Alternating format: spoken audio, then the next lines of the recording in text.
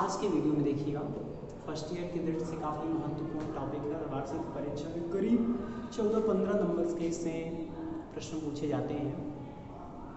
तो आज हम मुद्रामान के बारे में चर्चा करेंगे। मुद्रामान के अंतर्गत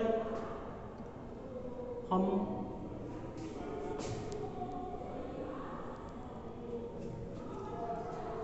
मुद्रामान के अंतर्गत हम उस मौद्रिक व्यवस्था का अध्ययन करते हैं जिसमें मुद्रा का मूल्य मापा जाता है, ठीक है, या मुद्रा की क्रय शक्ति व्यक्त की जाती है। तो एक बार फिर से देखिएगा, मुद्रामान के अंतर्गत हम उस मौद्रिक व्यवस्था का अध्ययन करते हैं। मुद्रामान के अंतर्गत हम मौद्रिक व्यवस्था का अध्ययन करते हैं जिसमें मुद्रा का मूल्य व्यक्त किया जाता है या मुद्रा की क्रय शक्ति का माप किया जाता है। प्रारंभ में या वस्तु जैसे जैसे मुद्रा के स्वरूप में परिवर्तन हुआ वैसे वैसे मुद्रामान की परिभाषा या मुद्रामान का रूप भी परिवर्तित होता गया, ठीक है।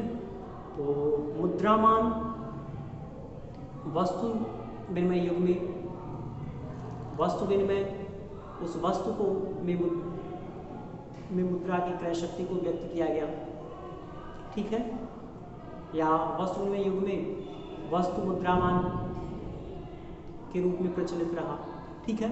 धातु मुद्रा के युग में वह धातु मुद्रामान उस धातु को मुद्रामान समझा गया जिसमें देश के प्रधान सिक्के प्रचलित थे, ठीक है।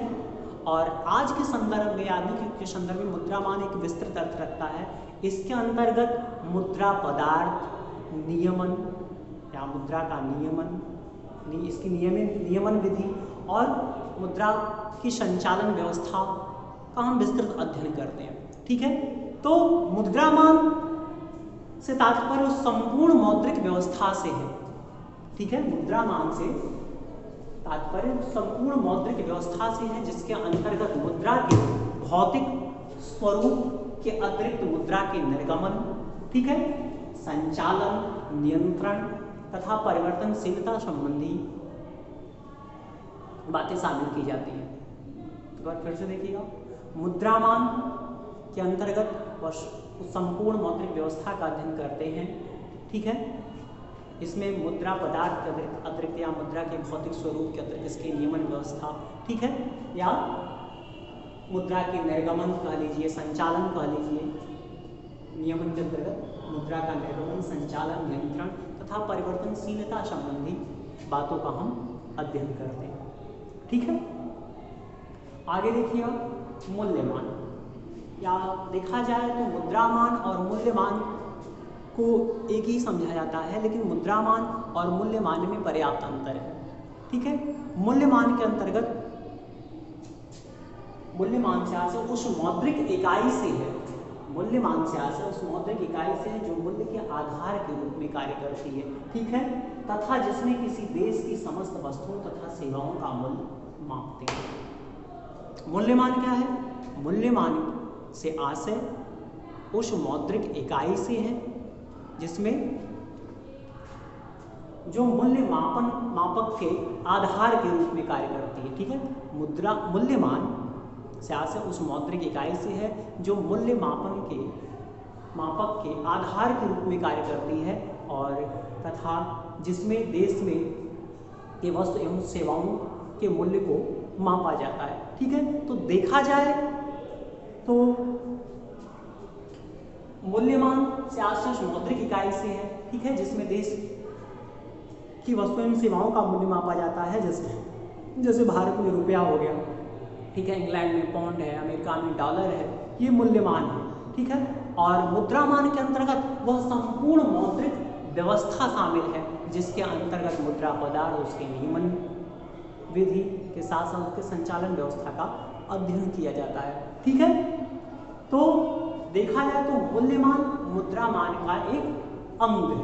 ठीक है, अब हम आते हैं मुद्रा मान के भेद। तो देखा जाए मुद्रा मान के भेद को धातुमान और पत्र मुद्रा मान दो भागों में विभक्त किया गया।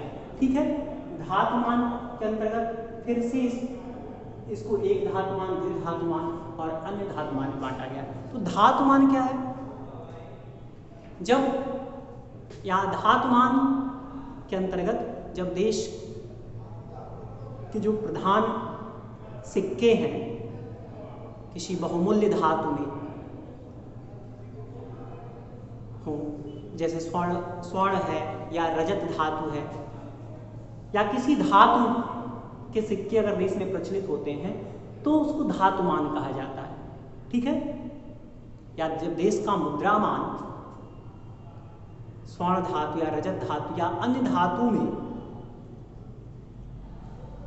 में हो तो उससे हम धातुमान की संज्ञा देते हैं। ठीक है, अब धातुमान में देखिएगा एक धातुमान, एक धातुमान में के अंतर्गत देश का जो प्रधान सिक्का होता है या प्रमाणिक सिक्का होता है वह किसी बहुमूल्य धातु स्वर्ण या रजत, या तो स्वर्ण धातु के सिक्के प्रचलन में होंगे या रजत किसी एक ही बहुमूल्य धातु के सिक्के प्रचलन में होंगे। ठीक है, तो उसको हम एक धातुमान कहेंगे। ठीक है, और साथ साथ अगर मान लीजिए कि अन्य धातुओं के सिक्के भी प्रचलन में होते हैं या प्रधान सिक्के के साथ साथ प्रतीक सिक्के या सांकेतिक सिक्के प्रचलन में होते हैं, तो वो जो सिक्के हैं, ठीक है, वो अगर देश में मान लीजिए कि स्वर्णमान है, स्वर्ण धातुओं के सिक्के प्रचलित हैं या प्रधान सिक्का स्वर्ण में है, तो वह स्वर्ण कोष में परिवर्तनशील होगा। या साथ साथ अगर धातुमान के साथ साथ पत्र मुद्रा भी प्रचलन में है या पत्र मुद्रा का प्रयोग हो रहा है, ठीक है, तो पत्र मुद्रा भी उस धातु में परिवर्तनशील होगी जिसमें देश के प्रधान सिक्के, जिस धातु में देश का प्रधान सिक्का होगा। ठीक है, अब देखिए एक धातुमान की विशेषताएं, या हम द्विधातुमान को समझाएं। द्विधातुमान में एक साथ जैसे कि स्वर्ण धातु और रजत धातु, या स्वर्ण धातु के सिक्के अगर प्रचलन में है तो स्वर्णमान कहेंगे और रजत धातु के सिक्के प्रचलन में है तो उसको हम रजतमान कहेंगे। ठीक है, तो एक साथ देश में स्वर्णमान भी हो और रजतमान भी हो, या देश में एक साथ स्वर्ण एवं रजत के सिक्के साथ साथ चलाए जाते हैं, ठीक है, तो वो आपका द्विधातुमान। ठीक है, अब एक धातुमान की विशेषताएं देखिएगा। प्रमाणिक मुद्रा स्वर्ण या रजत, जैसे कि एक धातुमान के अंतर्गत जो प्रधान सिक्का है या प्रमाणिक मुद्रा है वह किसी एक धातु में, किसी एक निश्चित धातु में होनी चाहिए, चाहे स्वर्ण में या रजत में या इसके अतिरिक्त अन्य धातुओं में। ठीक है, किसी एक बहुमूल्य धातु स्वर्ण या रजत में होनी चाहिए। दूसरा है आपका प्रधान सिक्का असीमित विधिग्राह, जो धातु है या जिस धातु में देश के प्रधान सिक्के हैं, ठीक है, मान लीजिए कि अगर देश में स्वर्णमान है तो प्रधान सिक्के स्वर्ण में होंगे, रजतमान है तो रजत में होंगे, रजत के सिक्के प्रचलन में होंगे, और ये जो प्रधान सिक्के होते हैं ये असीमित विधिग्राह्य होते हैं। असीमित विधिग्राह्य का मतलब भुगतान आपका कितना ही बड़ा क्यों ना हो, तो जिन सिक्कों को देश के विधान द्वारा असीमित विधिग्राह्य घोषित किया जाता है तो उन सिक्कों को असीमित मात्रा में भुगतान के लिए प्रयोग किया जा सकता है। ठीक है, जिसको मैंने मुद्रा के वर्गीकरण में आपको समझाया था। आगे देखिएगा, सहायक प्रतीक मुद्रा परिवर्तनीय, और प्रधान सिक्के के साथ साथ मान लीजिए घटिया धातु के सिक्के या कम बहुमूल्य धातुओं के जो सिक्के प्रचलन में होते हैं, ठीक है, और ये सिक्के क्या होंगे, सीमित विधिग्राह्य होंगे। ठीक है, सीमित विधिग्राह्य का मतलब कि एक सीमित मात्रा में ही भुगतान के लिए प्रयोग किया जा सकता है इनका। ठीक है,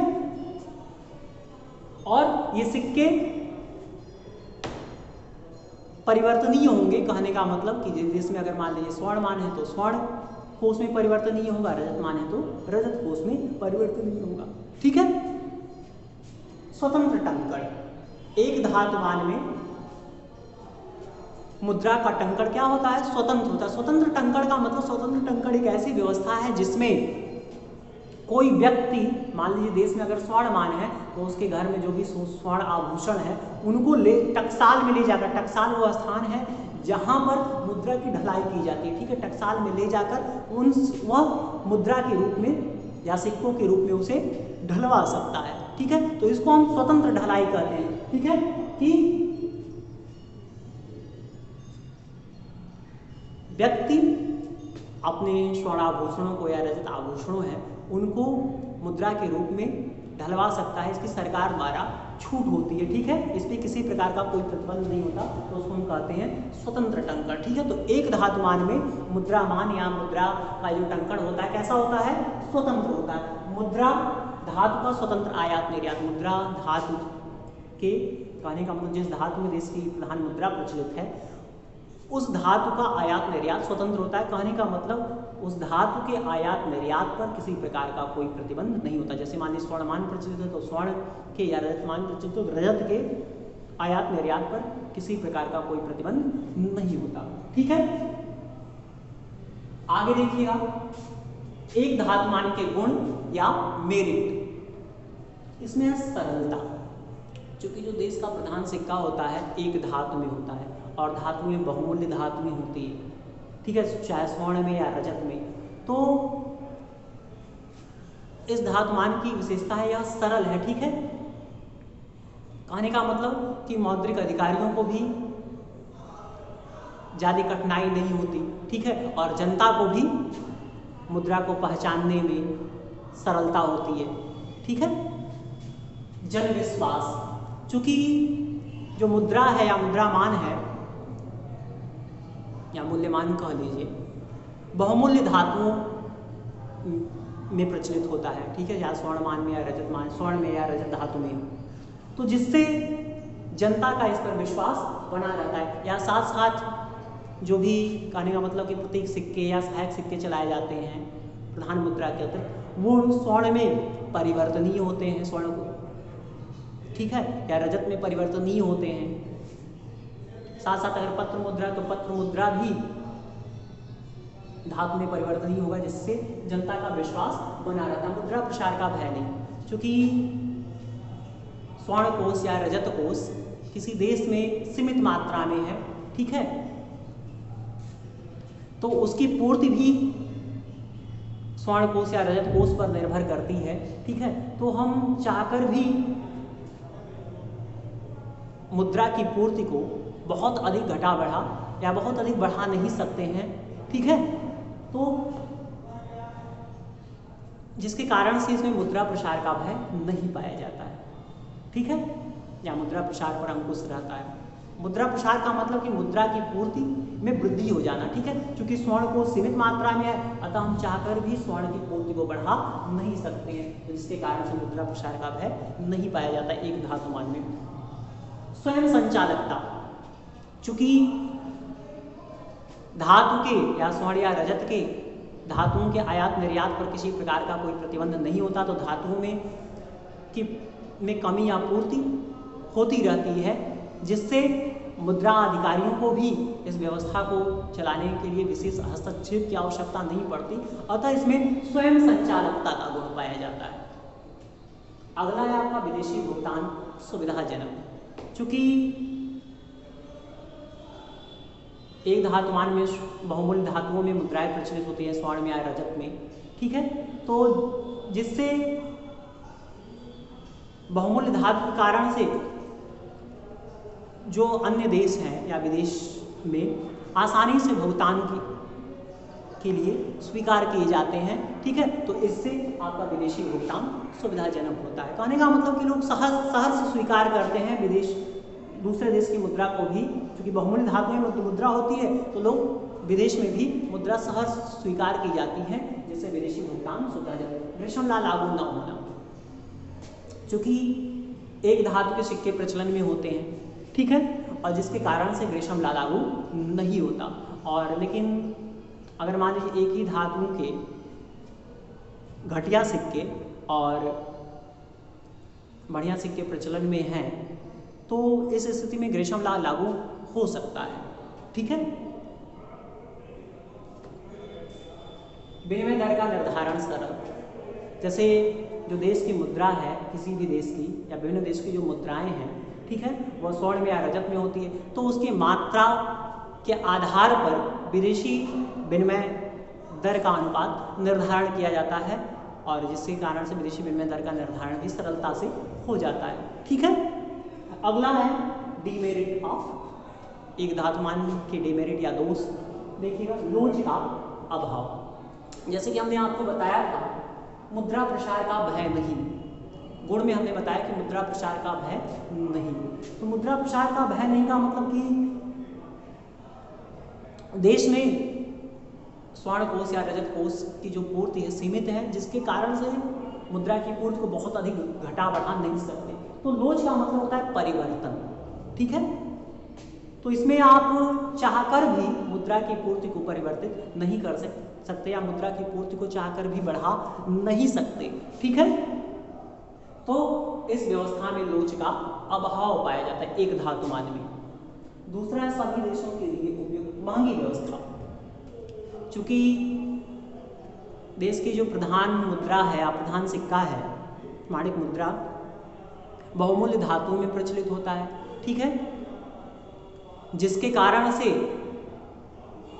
धातुओं का क्षय होता है। धातु के साथ साथ या प्रधान सिक्के के साथ साथ मान लीजिए प्रतीक सिक्के चलाए जाते हैं तो वो भी धातु में परिवर्तनीय होते हैं, तो जिसके पीछे धातु कोष रखना पड़ता है। ठीक है, तो यह एक महंगी व्यवस्था है, सभी देश इसको नहीं अपना सकते, जो अमीर देश है वही अपना सकते हैं। ठीक है, लोच का अभाव है, सभी देशों के लिए उपयुक्त नहीं। वही चीज है कि गरीब देश जिसके पास मुद्रा के कोष का, स्वर्ण कोष या रजत कोष का अभाव है, इस व्यवस्था को चला नहीं सकते हैं। ठीक है, बहुमूल्य धातु का ह्रास, जैसे कि मैंने बताया कि धातु मुद्रा अगर प्रचलन में है या एक धातुमान प्रचलन में है तो इसमें जो प्रमाणिक सिक्के होते हैं बहुमूल्य धातुओं में होते हैं। ठीक है, तो जिससे धातु का अधिकांश भाग सिक्कों की ढलाई में लग जाता है। ठीक है, साथ साथ इसके पीछे आपको धातु कोष भी रखना पड़ता है। यदि आप प्रमाणिक सिक्के चला रहे हैं, प्रतीक सिक्के चला रहे हैं इसके साथ साथ, या सांकेतिक सिक्के चला रहे हैं, ठीक है, या साथ साथ अगर पत्र मुद्रा ही प्रचलन में है, क्योंकि जो आपके सीमित विधिग्राह्य सिक्के हैं या प्रतीक सिक्के उनको कह दीजिए, ये क्या है, धातु में परिवर्तनीय है, तो इसके पीछे आपको कोष रखना पड़ेगा। ठीक है, तो ये जो कोष है व्यर्थ है, इस पे आपको किसी प्रकार का कोई ब्याज नहीं मिलना है। ठीक है, तो हम कह सकते हैं कि इस प्रणाली में बहुमूल्य धातुओं का ह्रास होता है, या सिक्के चलन में रहने के कारण से घिसते रहते हैं, जिससे धातु ह्रास होता है। ठीक है, मूल्यों में अस्थिरता, चूंकि स्वर्ण के या रजत के आयात निर्यात पर प्रतिबंध नहीं होता तो इसकी में कमी या वृद्धि होती रहती है। ठीक है, और जिससे बाजार में इसके मूल्यों में भी अस्थिरता पाई जाती है या मूल्य इसका स्थिर नहीं रहता है। ठीक है, तो आज के लिए बस इतना ही।